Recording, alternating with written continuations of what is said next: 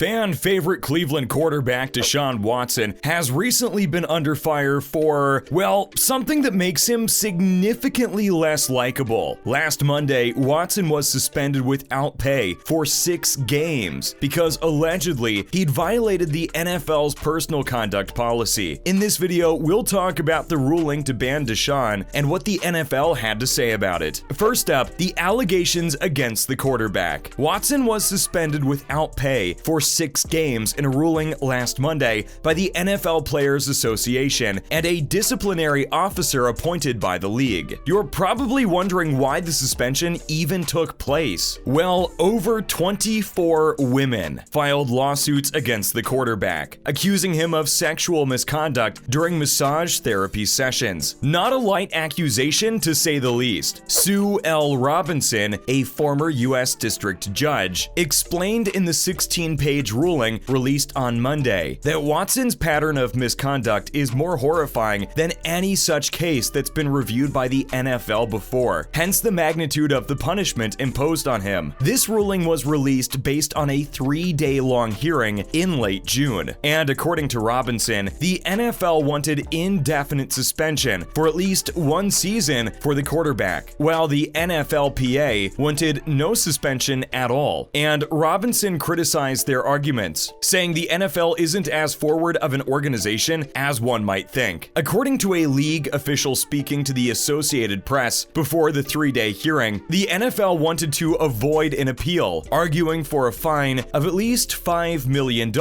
from the quarterback. Yet they proceeded with one despite facing backlash from fans, something that Watson's lack of remorse didn't help either. The night before Robinson's ruling was released, the NFLPA and Deshaun said in a joint statement that they'd abide by the ruling no matter what it said, encouraging the NFL to do the same. Once the ruling came out, the NFL said they were reviewing it and would reach a conclusion soon. Lucky for them, they have the option to appeal the ruling to Commissioner Roger Goodell or to a person he chooses. They have 3 days to file one if they want, after which the NFLPA would have 2 days to file a response to it. Now for other reactions to the ruling, including the quarterbacks. Watson has chosen to deny all the allegations and hasn't even been charged with crime. Not very surprising, unfortunately. After being traded to Cleveland, Watson stressed his innocence, saying that he's never disrespected or harassed a woman in his entire life on the dais at his introductory news conference. According to him, it's just not who he is as a person, since he's been raised differently, with no such DNA or culture. Simple as that. In 23 out of the 24 lawsuits, he has reached settlements, and a 25th one was withdrawn. The Cleveland Rape Crisis Center expressed their disappointment about the decision, stating that the 6-game suspension is reflective of the shortcomings in the state's criminal justice system. It's too often that people in power who commit such violence against others aren't held accountable for their crimes. If Robinson had decided that Watson did not violate the personal conduct policy, the case would have ended with no appeal, but a new process was revised in 2020 in the collective bargaining agreement between the league and the NFLPA, after a series of clashes and cases centered around player discipline, some of which even went to the courtrooms. So this is the first time since the collective bargaining agreement was signed that both the league and the NFLPA have turned to a disciplinary officer they both appointed. In the past, Roger Goodell has served as both judge and jury to give penalties to players. And how exactly did the proceedings pan out? Well, Watson was represented by his attorney, Rusty Hardin, and the Players Union. In his defense, Jeffrey Kessler participated, an outside NFLPA attorney. This led to rumors that Watson and the NFLPA could sue if he faces a full season suspension once the appeal has been processed. 12 of the women accusing Watson were interviewed by the NFL, after which they compiled a 215-page report, as stated in Robinson's ruling. The case presented to Robinson was centered around the testimonies of 4 women, plus interviews of 37 people and evidence. The NFLPA then argued that the evidence presented didn't warrant the lengthy suspension that the league wanted, and they were planning to refer to the NFL's decisions to not suspend the Washington Commanders' Daniel Snyder, the Cowboys' Jerry Jones, and the Patriots' Robert Kraft, all of whom took part in similar incidents involving them and their teams. According to the ruling, however, Robinson stated that the NFL proved their case on all the 3 points that they raised. Watson did commit sexual assault, engaged in conduct that posed a real danger to the safety of the other person, and his behavior undermined the integrity of the NFL. She said his conduct was predatory, and once reinstated, he would be expected to limit his massage therapy to club-directed and approved sessions and massage therapists for the rest of his career. Adding to that, the league's previously set precedent. That's not all though. Robinson also expressed that she was held back by the precedent that previous league-imposed suspensions have set. Though it is appropriate to discipline players more severely for non-violent sexual conduct, she doesn't agree that it's appropriate to do that without considering the change this position presents for the NFL and its players. As of now, the personal conduct policy allows for a player to face no criminal charges while being disciplined. So, with the conclusion that Watson violates 3 provisions of the personal conduct policy, Robinson concluded a longer suspension could be justified, though she declined to suspend him for a full year, based on the league's current policy, if it was previously outlined in the current personal conduct policy. Next up, the women's allegations against Watson. The allegations against Watson include making inappropriate comments, exposing himself, and forcing his penis onto the women's hands. The women's attorney, Tony Busby, said in the June hearing that Watson reached settlement agreements on 20 of the lawsuits back then, one of them accusing the Texans team of enabling Watson's misconduct too, with 3 more that were announced on Monday. In an email, he said that 3 out of the 4 of the remaining cases had been resolved the night prior, and that the single remaining case would be discussed with Watson's legal team. In the same email, he expressed how different the NFL's disciplinary process is from the civil process, with underlying tones of disappointment, we must say, and how his clients are quite shocked by it. Anyway, Watson was placed on the game day inactive list every week by the Texans last season, so he didn't play at all, but he still wasn't suspended and was paid his whole salary. Back in March, the Texans traded him to the Browns, who signed him to a contract of $230 million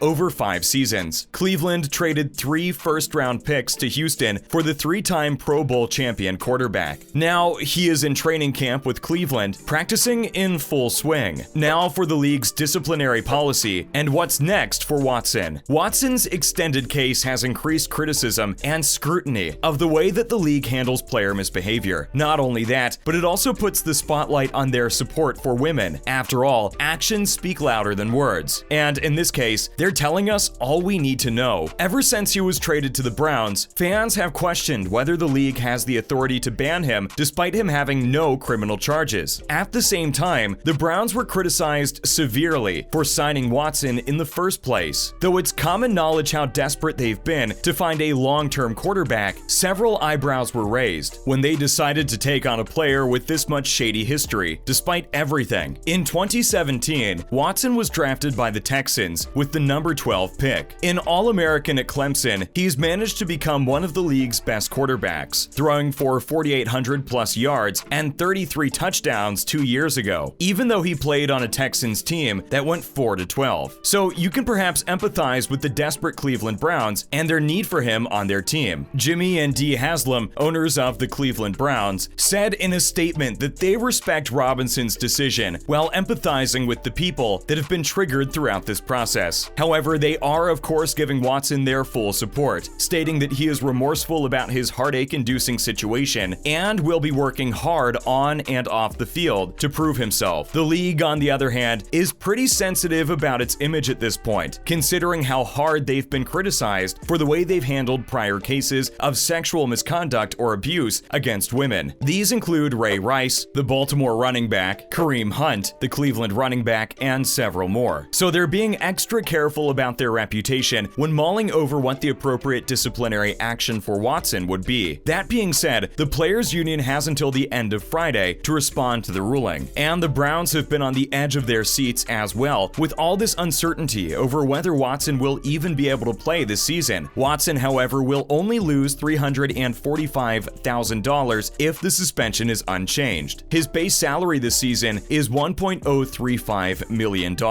That's a wrap for this video. Do you think Deshaun is innocent? Let us know in the comments below. Make sure to give this video a thumbs up and subscribe to our channel for more videos like this. See you in the next one.